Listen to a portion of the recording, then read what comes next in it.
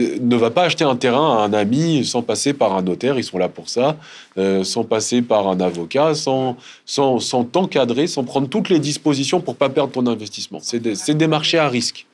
Donc un marché à risque, si tu as envie de perdre, bah bon, prends les risques sans réfléchir, mais voilà, je te dirais que c'est ça. Donc je te dirais au minimum 2 ans, en tout cas. D'accord. Celui qui pense qu'il l'aura en 3 mois... Voilà, il y a différentes étapes. Il y a l'attestation villageoise, il y a l'enquête de commodo à incommodo, il y a le lotissement, il y a le bornage. Après ton bornage, tu as l'acceptation, l'approbation. Il y a énormément d'étapes avant qu'on te dise la création du titre foncier. Ça veut dire avant l'ACD même, on doit créer ton titre foncier. Quand on crée ton titre foncier, ensuite on crée ton ACD. Toute cette procédure-là, c'est du day-to-day. Ça veut dire qu'il faut être prêt à... Il faut être sur le terrain, quoi. Ouais. Faut y aller régulièrement. Si le coût de l'achat, je m'en occupe pas, ça marche. Il y a rien qui marche comme ça ici. D'accord, ok. Mais alors du coup, si tu devais conseiller des personnes d'investir aujourd'hui en Côte d'Ivoire, est-ce qu'il y aurait des zones qui seraient plus propices, qui répondent à une tension? Tu en as un peu parlé tout à l'heure, mais où est-ce que tu leur conseillerais d'aller? À Abidjan, Yamoussoukro, Tiasalé, et sur quel format en fait d'investissement? Alors déjà, je leur poserai la question, qu'est-ce que vous voulez? Parce que je pense que la première des questions à se poser quand on investit, c'est qu'est-ce que je veux? Je sais pas, moi je te donne un exemple, il y a plein de gens ici qui veulent un lopin de terre près de la mer pour faire un cabanon et être à 500 mètres de la mer. Je signe. Bah, ça, par exemple, tu vas pas les conseiller comme un mec qui te dit je veux ma première maison à Abidjan. Ouais. Parce qu'on est sur un marché quand même où c'est plus facile d'avoir un lopin de terre près de la mer qu'une propre maison à Abidjan. Les gens en France, ils vont se dire, vu qu'il y a une bancarisation et une facilité d'accès au crédit, en France, tu vas te dire, bon, avant d'avoir ma maison secondaire, je vais avoir ma maison principale. En Côte d'Ivoire, tu vas avoir un schéma inversé. Tu vas avoir des gens qui sont locataires dans la ville dans laquelle ils vivent et qui achètent un cabanon parce que le cabanon, allez, tout compris, tu peux t'en tirer à moins de 70 000 euros. Donc, je te dirais, avant tout, qu'est-ce que tu recherches? Et en fonction de ce que tu recherches, bah, la Côte d'Ivoire regorge de projets, voilà. Moi, je veux être rentière dans 10 ans. Si tu veux être rentière dans 10 ans, investis à Abidjan. D'accord, ok. Mais à Abidjan, aujourd'hui, les terrains, c'est impossible. Donc, il faut acheter du déjà construit, il faut acheter dans le marché d'occasion. Bon, déjà, je pense qu'à Abidjan, quand je parle d'Abidjan, je vais parler de la Grande Couronne. Avec le développement de la Y4, je pense que tu peux encore trouver des terrains à Bingerville, dans la zone de Djorobité, dans la zone de Songon, toutes ces zones qui sont quand même de la couronne proche, hein, si on compare à Paris, toute la périphérie, parce qu'en fait, la Y4, maintenant, c'est la ceinture qui va entourer, oh excuse-moi petit micro, qui va entourer l'ensemble. Et donc, tant que tu achètes dans cette couronne-là, bon, tu peux encore trouver des terrains, je pense, à 500 mètres carrés, 1 000 mètres carrés, tu peux encore le trouver, aller à 15-20 millions. Ok, ça marche. Tu vas être dans les ordres tu peux trouver encore à 30 ou 40 000 francs le mètre carré.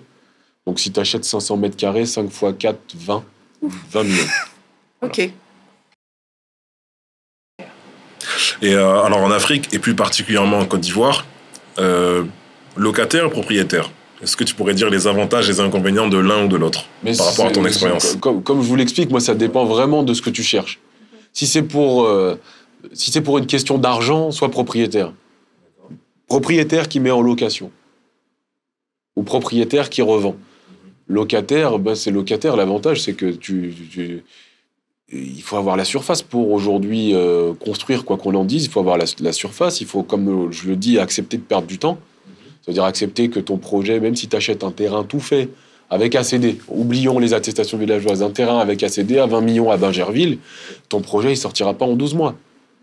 Donc, est-ce que pendant le temps du projet, tu auras les moyens de financer et ton projet et ta location, sachant que les locations, c'est des prix qui sont aujourd'hui des prix d'usurier. Est-ce que tu pourras faire les deux? C'est la question. Pour ça, je dis, sois prêt. En tout cas, il y a plein de solutions qui existent pour accéder à du foncier, à de l'immobilier, etc.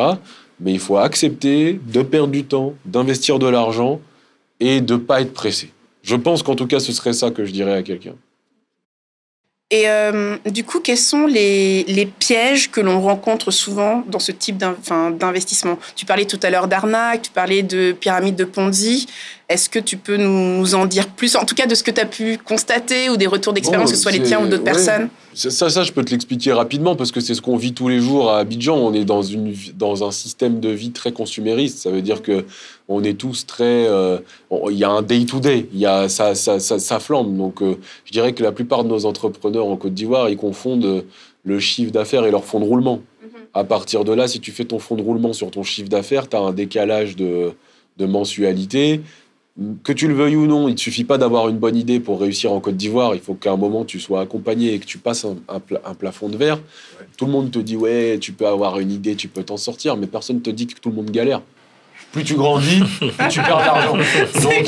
Donc, si tu veux, comme je te le dis tout à l'heure, c'est l'école de la résilience. Il y a plein de gens qui viennent raconter des trucs, mais tu leur demandes à la fin du mois, ils ont des maux de tête le 5 parce que les gars ne sont pas encore payés. C'est une réalité. Le marché, sans banque, sans accompagnement des jeunes, sans structuration et sans aide, il est très, très, très, très, très, très difficile. Donc, forcément, quand tu es sur un marché difficile, tu augmentes le risque d'escroquerie. Même si le mec, il n'a pas envie de t'escroquer. À la base, le gars, il avait juste une idée, il avait envie de s'en sortir. Il avait, je sais pas moi, il avait un camion. Il a voulu ouvrir un restaurant, le mec, il fait de la livraison.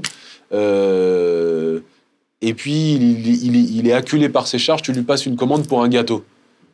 Mais la commande pour le gâteau, il va faire quoi de cet argent? Il va payer ses charges ou il va payer la fourniture pour ton gâteau?